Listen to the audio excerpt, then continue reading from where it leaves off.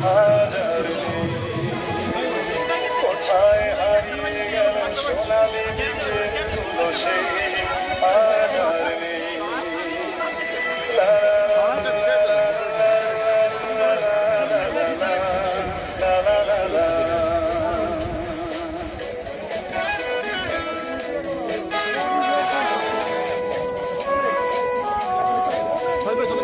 নিখিলেশ প্যারিসে, মইনুল ঢাকাতে, নেই তারা আজ কোনো খবরে।